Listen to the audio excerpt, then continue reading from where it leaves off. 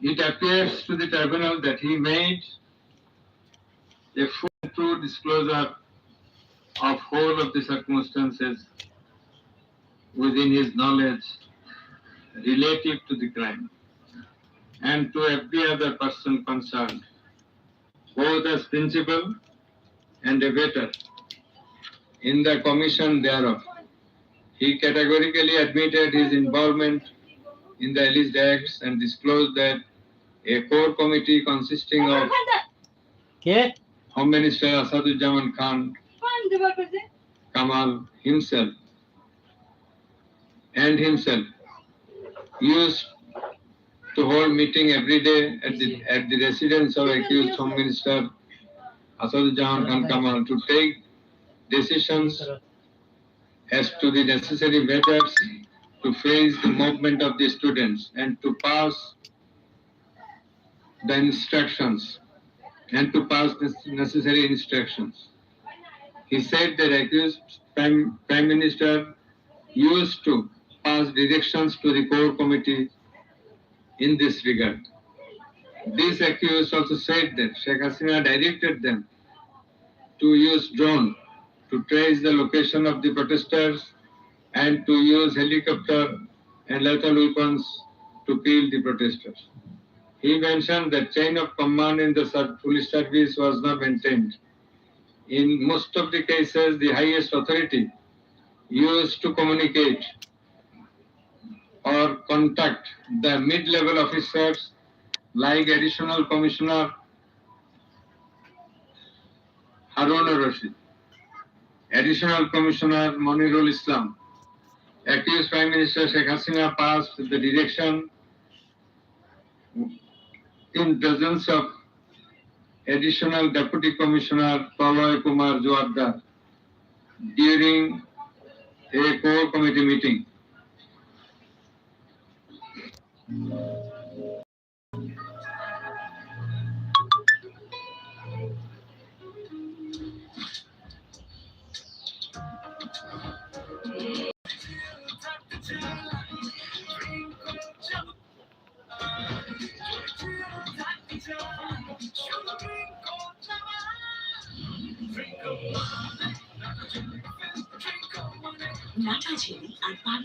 Conveyed the direction to all the concerned officers throughout the country. Direction means the direction to use helicopter and lethal weapons as well as drones. Chaudhry Abdullah Al-Mamun also mentioned in his testimony that he had a clean image and track record throughout his service for long 36 years.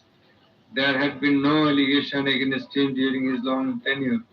He said that he feels remorseful and ashamed on seeing the atrocities in the videos displayed in the courtroom. He sought apology to the tribunal and to the people of the country. Although accused Chaudhry Abdullah Al-Mamun claimed to have made full disclosure of the circumstances,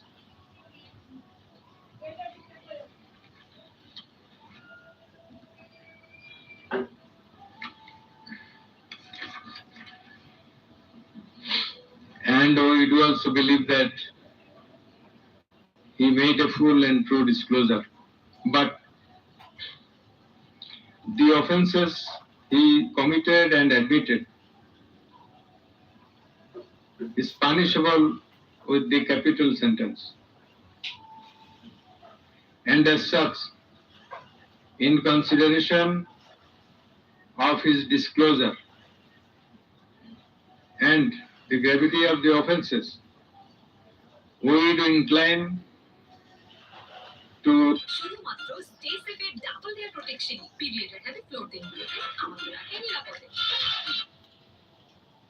lenient sentence, which will be declared later on. By the aforesaid acts and omissions, the accused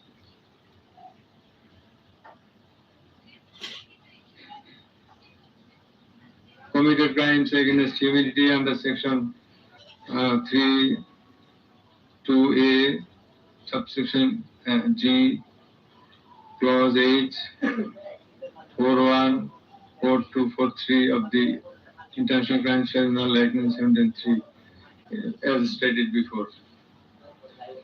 Accused Sheikh Hasina and Asaduddin Khan Kamal remained in abscondence ab initio, despite the fact that notices and warrants are duly served in their given address, according to law. Moreover, they were asked by publishing notice in 2 daily newspapers to appear and contest the case. But they did not turn up. Thus, their abscondence itself is suggestive of their guilt. The learned State Defense Counsel contended that the trial of the accused persons under the International Crimes Tribunal Act 1973 is not tenable, since the Act was passed in the Parliament for the purpose of trial of the criminals of War of Independence in 1971. While arguing this, the learned State Defense Counsel perhaps did not have of the provisions of the Act as well as the preamble thereof. The preamble of the Act says that the Act was made in order to provide for detention, prosecution, and punishment of the persons for genocide, crimes against humanity, war crimes, and other crimes under international law, and for the matters connected therewith. Section 3 of the Act provides that the said crimes committed both before and after the commencement of the Act, before 1973, after 1973, are triable by the International Crimes Tribunal, whereupon the contention of the learned State Defense Counsel is not tenable in law. Moreover, Article 47 of the Constitution of Bangladesh has given upper hand to the International Crimes Tribunal Act 1973 over the Constitution itself. The State Defense Counsel also contended that for the purpose of proving atrocities throughout the country, witnesses from all over the country have not been examined. In this context, we have to say that witnesses from many parts of the country have been examined, and they have adequately proved the atrocities in almost every part of the country. The victims, the family members of the dead and injured protesters, as well as the eyewitnesses, gave their testimony, which are enough for the proof of the charges. Quantity of witnesses is immaterial, while there are small number of qualitative witnesses. Still, the number of 54 witnesses examined by the prosecution is not small. The learned State Defense Counsel also alleged that the audio conversations in question have not been examined by more than one department like CID. In this regard, we hold that the genuineness of the report of CID has not been challenged, nor has the report been proved ingenuine, whereupon no other department was in need of holding further examination thereof. It is the further allegation of the learned State Defense Counsel that accused Sheikh Hasina and Asaduddin Khan Kamal did not incite or order the commission of the crimes against humanity as alleged, nor did participate in the commission thereof, and thus they deserve to be acquitted. The learned Chief Prosecutor, in course of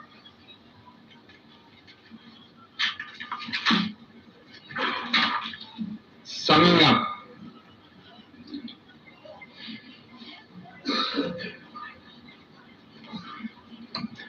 asked for passing necessary order restraining Awami League from running activities as a political party. Although the prosecution depicted series of worst deeds of Awami League regime in the language of the prosecution, since achievement of independence of Bangladesh in 1971, the tribunal does not incline to describe on this point since this is not the issue of the instant case. It has come to the notice of the tribunal that accused Sheikh Hasina, in defiance of the orders of the tribunal to appear and contest the case, has given interviews in the media where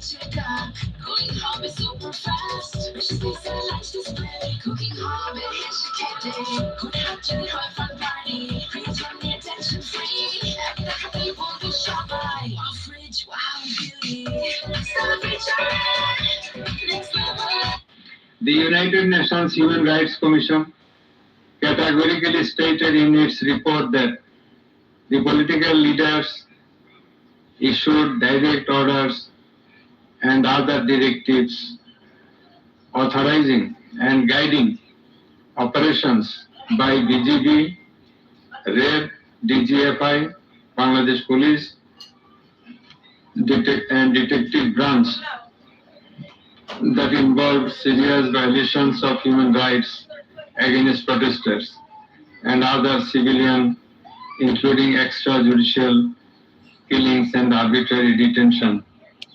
It has been stated in the report that 1,400 people have been killed by use of lethal weapons during the July movement 2024. By the political leaders, the United Nations Human Rights Commission meant the highest government authorities. The authorities in question are unprecedented in the history of Bangladesh. The nature and extent of cruelty administered upon the protesters, inclusive of infants, women, and old, stirred the hearts of the people throughout the world. On seeing the scenario of dead and injured protesters and their outcry in the videos displayed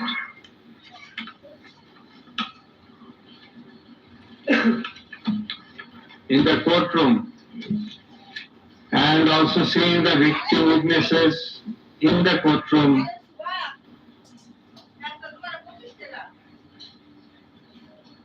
for giving testimony, who lost their skull, eyes, nose, hands, and legs.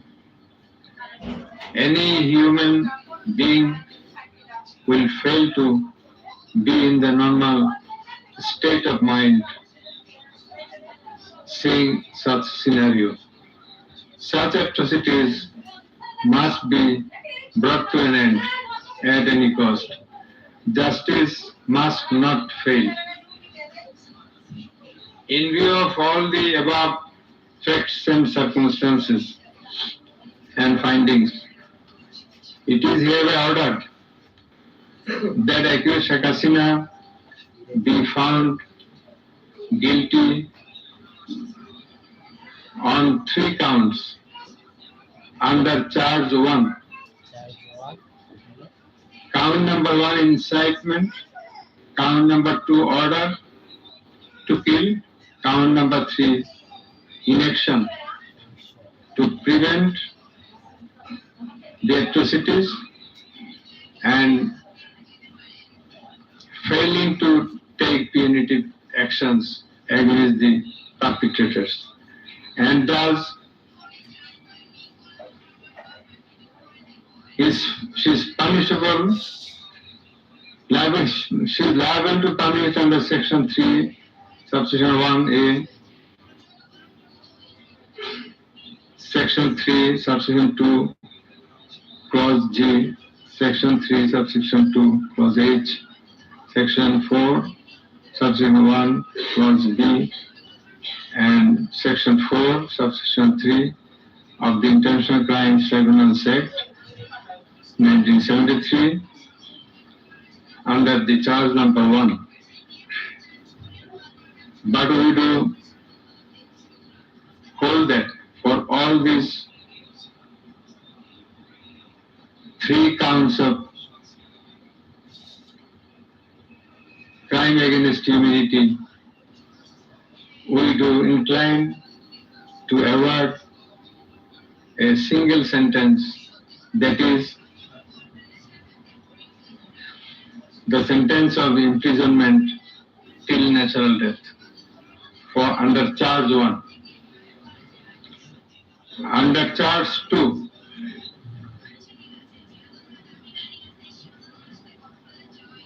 accused Sheikh Hasina is liable on 2 counts. On 1 count, there are several counts. For 1 count, that is passing the order for deploying drones, helicopters, and using lethal weapons to kill the protesters. She committed crime against humanity under section 3, subsection 2A and section 4, subsection 1B of the International Crimes Tribunal Act 1973.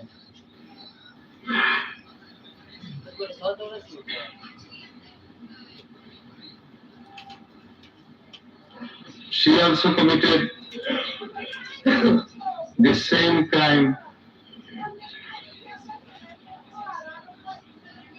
again, the same crime of crime against humanity on the second count, killing 6 persons at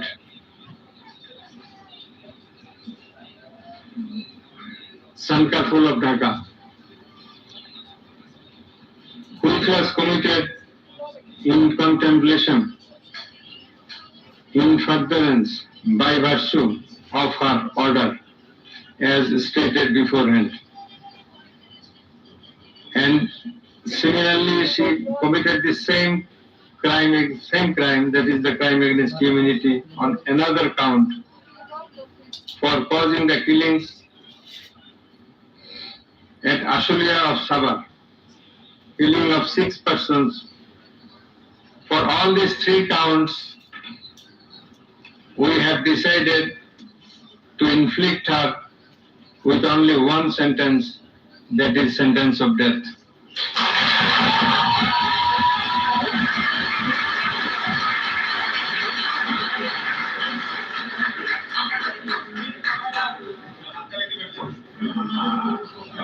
Please. For আপনাদের বিনীতভাবে অনুরোধ করছি আদালতের decorum, tribunal decorum maintain করার জন্য। আপনাদের যা উচ্ছ্বাস, যা এক্সপেকটেশন, যা প্রকাশভঙ্গি, সেটা আদালতের ট্রাইব্যুনাল রুমের বাইরে দিয়ে করলে সেটা আরো শোভনীয় দেখা যাবে। Thank you. প্লিজ সাইলেন্ট থাকবেন।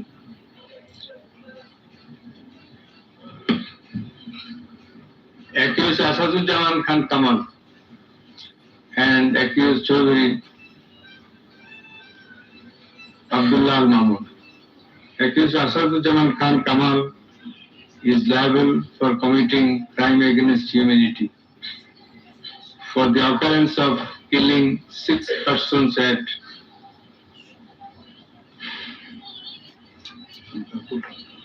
Sankarpur of Dhaka.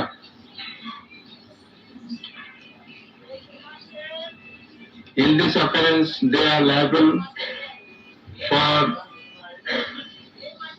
committing crimes against humanity by their abatement and failing to prevent the atrocities and also to failing to take necessary preventive measures, punitive measures. And thus, Asaduzzaman Khan Kamal is held liable for the commission of crime against humanity under section 32A, 32G, 32H, 41B, 43 of the International Crimes Tribunal Act 1973 for the commission of killing of 6 persons both at Sankarpur and 6 persons at Ashulia of Sabar. And for both the occurrences, he committed 4 counts of offenses, crime against humanity, 4 times, by his abatement and failure to take necessary actions in Sankarpur, by his abatement and failure to take necessary action at Ashulia. So for all these 4 counts, we have decided to award a single sentence of death to Asaduzzaman Khan Kamal. As regards Chaudhry Abdullah Al Mamun, as I have elucidated before, he has contributed to the trial of this case by making full and true disclosure of the circumstances within his knowledge. Yet, he also admitted, and he was involved in all the occurrences throughout the 36 days of movement, considering both his contributions, his admissions, with the material evidences to the tribunal to arrive at the correct decision, and also in consideration of the gravity of the offense. We are both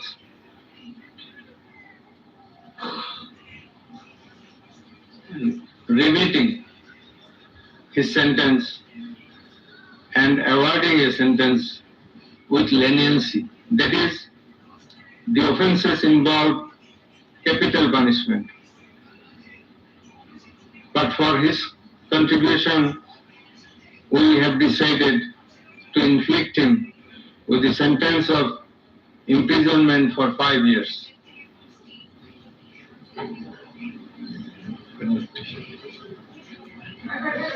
The properties of accused Sheikh Hasina and accused Asaduzzaman Khan Kamal in Bangladesh be confiscated in favor of the state. The government is directed to pay considerable amount of compensation to the protesters concerned in this case, who have been killed in July movement 2024, and also to take measures to pay adequate compensation to the wounded protesters in consideration of the gravity of their injury and loss. The sentence shall be carried out in accordance with the provisions laid down in section 20, subsection 3 of the International Crimes Tribunals Act 1973, preferably pursuant to the long-standing practice. Let a copy of this judgment be transmitted to the District Magistrate Dhaka for necessary action. Let copy of the judgment be supplied to accused Chaudhry Abdullah Al Mamun according to law. The absconding accused will not get any copy at the moment. So thank you all very much.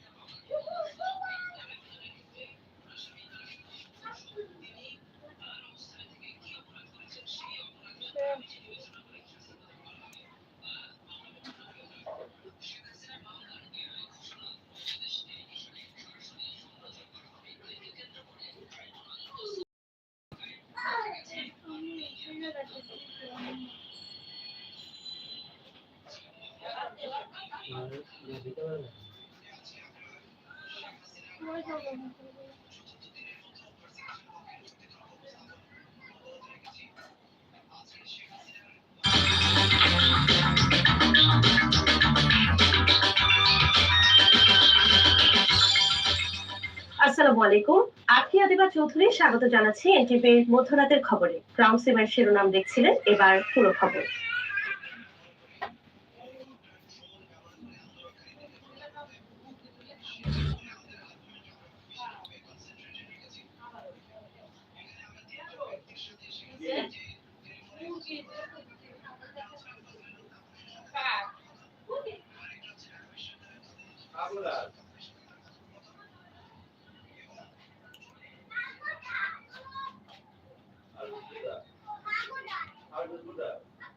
মামলা রায় শেখ হাসিনার বিরুদ্ধে মানবতা বিরোধী অপরাধের ঐতিহাসিক মামলায় দেশের নজর